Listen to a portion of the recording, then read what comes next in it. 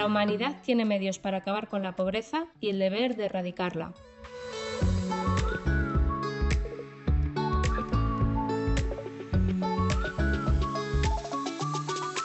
Bienvenidas y bienvenidos a Sin Derechos Estamos Apañados, el podcast del Grupo de Participación de la Red Europea de Lucha contra la Pobreza y la Exclusión Social, donde hablamos sobre derechos, desigualdades y políticas sociales. Ya sabéis que este podcast no lo hago yo sola. Como entrevistadores hoy me acompañan Sole y Adrián, que son participantes del grupo de APN Castilla-La Mancha, y Albon Surbe en la edición y producción del podcast. ¿Qué tal? ¿Cómo estáis, chicos? Bien, estoy bien. Pues estoy muy bien, muy contento de haber venido y de estar aquí un día más. En el episodio de hoy nos acompaña alguien que para mí es todo un referente y que durante muchos años su trabajo ha sido clave para entender la pobreza en España. Juan Carlos Llano, investigador y autor durante largo tiempo de los informes de pobreza y exclusión social AROPE elaborados por IAP en España. Juan Carlos, es un honor tenerte aquí. ¿Cómo estás? Me vas a poner colorado. A ver. Muy bien, encantado de estar aquí. Muchas gracias, por tu presentación, pero discrepo un poquito porque tengo que decir que, a ver, la enorme influencia y presencia que tiene el informe en la sociedad española, que es cierto, no hubiera sido posible sin el trabajo de toda la APN, el radical compromiso de las personas que están en la APN, es la que ha conseguido, digamos, repartir el informe y hacer que tenga el alcance tan grande que tiene. Qué bien, Juan Carlos. Seguramente la frase de esperamos que estés como en casa cobre mucho más sentido. Y dicho esto, voy a ir dándole paso y el relevo a Sole y Adrián, que son las personas que te van a entrevistar. Gracias, Ade. Juan Carlos, cuéntame cómo empezó todo. Bueno, yo vivo en Albacete, no soy de Castilla-La Mancha, pero vivo en Castilla-La Mancha desde hace unos 30 y tantos años, ¿no? Entonces, desde hace unos 20 años que ingresé a la red en Castilla-La Mancha, donde hice muchas investigaciones y luego pasé a la Secretaría Técnica Estatal, siempre como investigación social. Como decía, he realizado muchas investigaciones de carácter local, muchas veces, especialmente en Albacete, vivo, ¿no?, como regionales y nacionales. Tengo la esperanza de que todas ellas hayan contribuido a conocer mejor las diversas problemáticas que afectan a las personas, los temas de salud, por ejemplo, he hecho investigaciones en vivienda, de empleo, en ayudas y otras, de barrios desfavorecidos, de muchas cosas, ¿no? Pero no hay duda de que la que ha alcanzado mayor influencia y relieve es el informe anual sobre el estado de la pobreza que he dirigido durante muchos años, o sea, hasta el año pasado que me jubilé. ¿Por qué crees que es tan importante medir la pobreza? Es importante medir la pobreza porque lo que no se mide no existe, pero además hay que medirla bien, porque lo que no se mide bien no se comprende bien. Existe en España, porque hablamos de aquí, ¿no?, una competición muy grande y constante por determinar lo que es verdad y lo que no. ¿Por qué? Porque lo que es verdad, lo que se considera verdad, determina las políticas. Y entonces por eso es tan importante. Y las políticas benefician a grupos de personas determinados. Ahora, por ejemplo, desde hace unos cuantos años, la EAPN viene diciendo que un factor muy importante que determina la pobreza, no la determina del todo, pero digamos que ayuda muchísimo a generar pobreza, es la vivienda. Entonces, al hacer eso y al convencer a los decisores políticos que la vivienda es un problema grave y que determina la pobreza de millones de personas, pues se pueden establecer políticas para apoyar la vivienda, ¿no?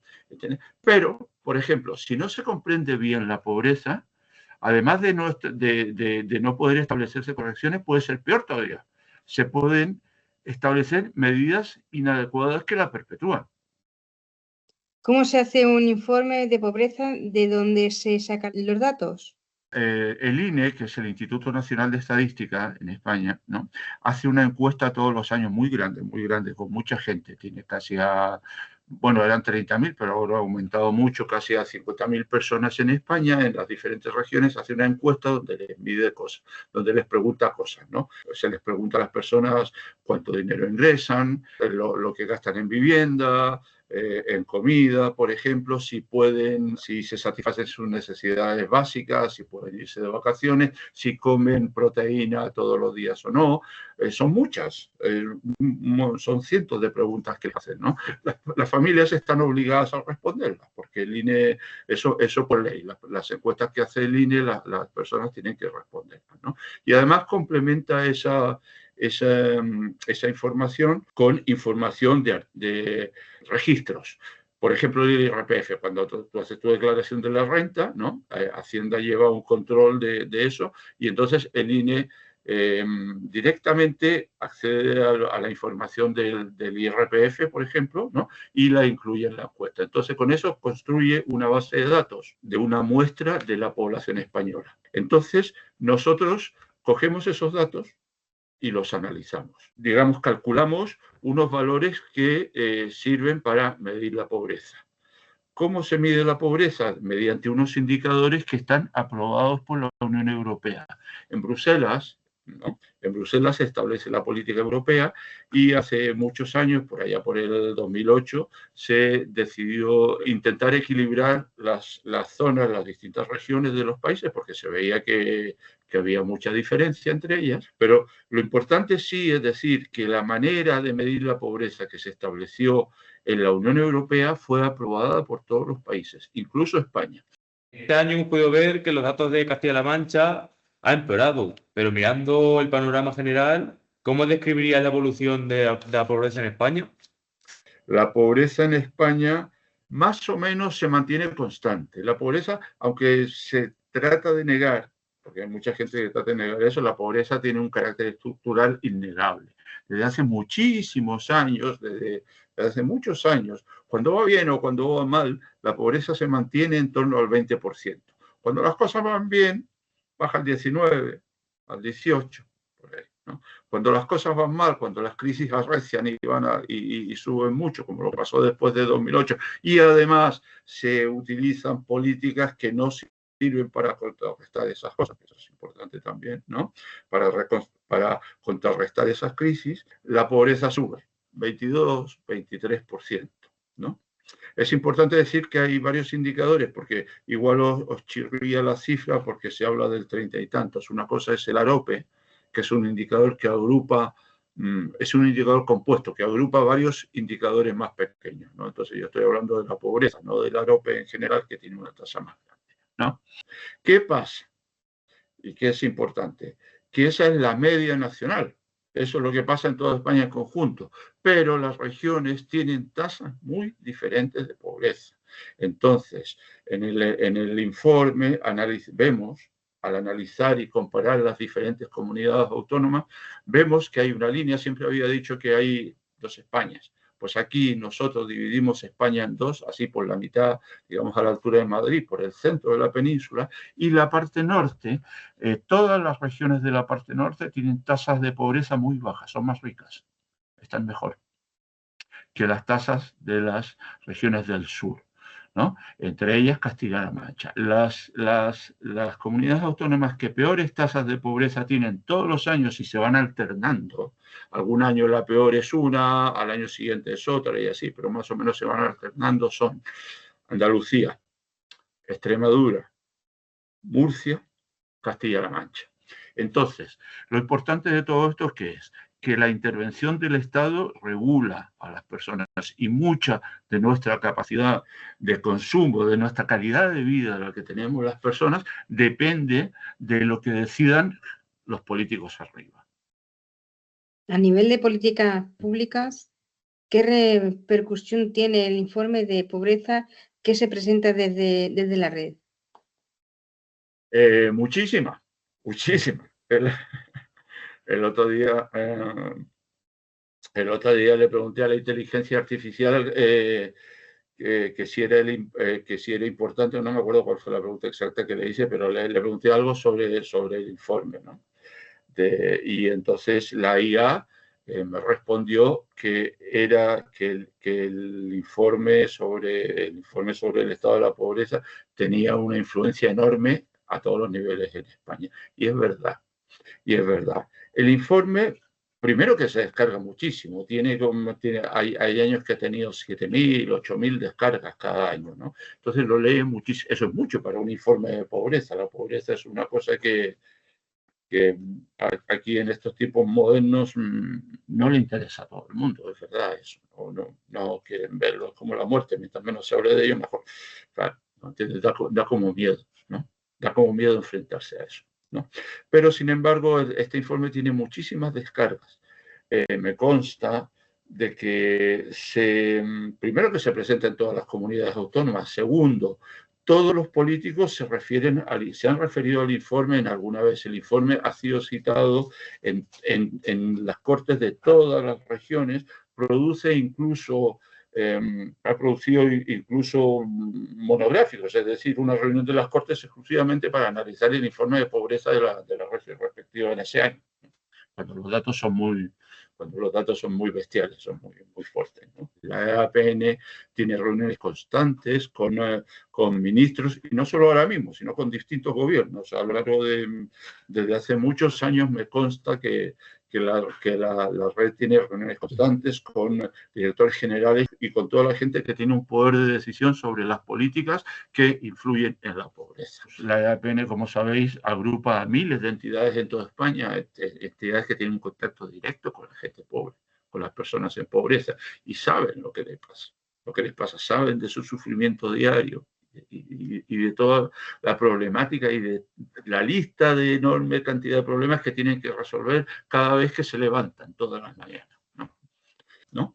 Entonces, si nosotros analizamos toda esa información, que es muy rigurosa, además de la información que tiene el Instituto Nacional de Estadística, que nosotros la trabajamos estadísticamente, producimos un informe muy completo y que yo creo que representa muy bien lo que sucede.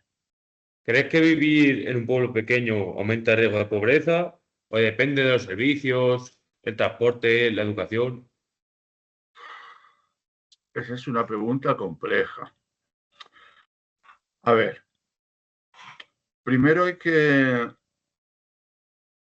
habría que decir que no es España la que sufre un problema grave de despoblación. No es España. Son algunas zonas de España. Es el interior de la península, ¿no? La que tiene un problema grave de despoblación, porque, por ejemplo, en las costas no hay despoblación. Estamos ahora hablando de los migrantes, pero nosotros también hemos migrado mucho y hemos migrado dentro, ¿no? El trasvase de población desde el campo a la ciudad ha sido enorme. ¿Qué pasa con la despoblación, con la gente que se ha quedado? Pasa que primero que no tienen servicios. El comercio, por ejemplo, ¿dónde va? Pues a donde puede vender. Si no hay gente, no puede vender, se va, ¿no? Eso, por ejemplo, en los bancos se ha visto muy bien. Los bancos han desaparecido del campo. Dejaron de atender en los bancos, haciendo que la gente mayor que vivía en los pueblos, por ejemplo, tenga que desplazarse para ir al cajero a coger dinero, porque no hay ningún cajero en su pueblo. Entonces tiene que hacer a lo mejor 30 o 40 o 50 kilómetros hasta irse a un pueblo un poco más grande donde conseguir un cajero, por ejemplo, ¿no? Pero no solo eso, los hipermercados también están lejos, los comercios están lejos, no hay cines, no hay recursos culturales ni nada. Y tampoco, cosa muy importante, y también escasean, no voy a decir que no haya, pero también escasean o son de menor intensidad los servicios públicos. La sanidad, por ejemplo, hay que desplazarse mucho para ir a un hospital a hacerse una prueba específica cuando alguien está enfermo. Es decir, se generan una serie de disfunciones que hacen que atender a la población mayor, a la población rural, sea muy caro. Y esa es, no quiero echarle la culpa a ningún gobierno, porque yo sé que esa es una cosa que preocupa a gobiernos de distintos signos. Aquí en Castilla-La Mancha preocupa mucho y se considera una de las causas de la infrafinanciación, es decir, de que el dinero que recibe Castilla-La Mancha, los impuestos centrales y todo eso que recauda el Estado, no sea suficiente y que debía recibir más. ¿Por qué? Porque es más caro atender la enfermedad de una persona, por ejemplo, que vive en un pueblo pequeño, a atender esa misma enfermedad de una persona que vive en una ciudad grande, ¿no? Es mucho más caro, ¿no? Y mantener recursos. Es más caro llegar con los teléfonos, es más caro llegar con los coches, con las carreteras, con el desarrollo, con todo a los pueblos, ¿no? Entonces, la despoblación produce problemas graves en la calidad de vida de las personas.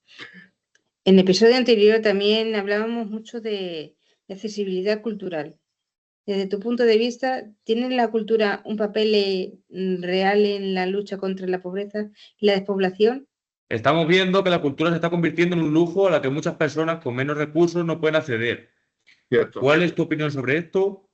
Vamos a ver, la cultura lo es todo. En la cultura está todo. Está saber leer, saber escribir, saber construir una máquina, ¿entendés? Saber crear herramientas, saber crecer, saber progresar, ¿no? Saber pedir también, y saber, no sé, muchas cosas. La cultura es muy importante. La educación, sin educación no vamos a llegar nunca a ningún sitio.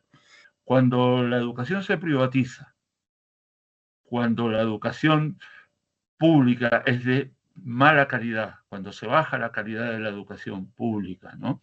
En detrimento de la privada, ¿no? Esas son cosas que van directamente a luchar contra la extensión de la cultura a todas las personas. ¿Entiendes? Cuando hay solo un grupo que accede a determinadas cuestiones culturales, cuestiones que le hacen pensar, por ejemplo, el teatro hace pensar mucho y te hace ser crítico con la sociedad, te remueve conciencia, te produce dolor de estómago a veces, ¿no? Diciendo, o sea, te muestra cosas que normalmente no ves, ¿no? Entonces, eso es cultura. No en todos los pueblos hay teatro. La cultura es un vehículo. Es un vehículo que te permite conocer, te permite aprender, te permite ser consciente de tus cosas, de tus derechos, de tu forma de vivir, de tu forma de relacionarte, ¿no? Entonces, el hecho de que no haya cultura o de que la cultura sea solo asequible a algunas personas y no a todas, genera desigualdades y sobre todo las perpetúa. Juan Carlos, pues como siempre, ha sido un privilegio escucharte, que compartas también tu conocimiento con nosotros y con las personas que nos están escuchando. Gracias y mil gracias por tantos años dedicados a mostrar que la realidad sin filtros y con esa mirada tan social y tan humana. No me quiero despedir sin preguntaros si queréis dejar algún mensaje o conclusión de todo lo que hemos estado hablando hoy. Pues sí, yo sí que decir una conclusión final, pues que creo que el ser humano debemos ser más solidario. Luego es muy triste la pobreza mental también, porque el saber nunca ocupa lugar, pero digo yo, entonces quizás debemos reforzar ciertas medidas, debemos ayudarnos más las personas, ser más solidarias. Son tantas preguntas de las que quedan todavía respuestas. Yo querría decir que solo una parte y pequeñita de la pobreza es culpa de cada uno de nosotros, es culpa de las personas pobres. Gran parte de la pobreza tiene que ver con el marco, con la estructura, con cosas que no decidimos nosotros, ¿no? Entonces, el mensaje fundamental que yo daría aquí, ¿entiendes?, es votar. Porque son los políticos, son ellos los que acaban decidiendo si tú vas a comer o no vas a comer ese día.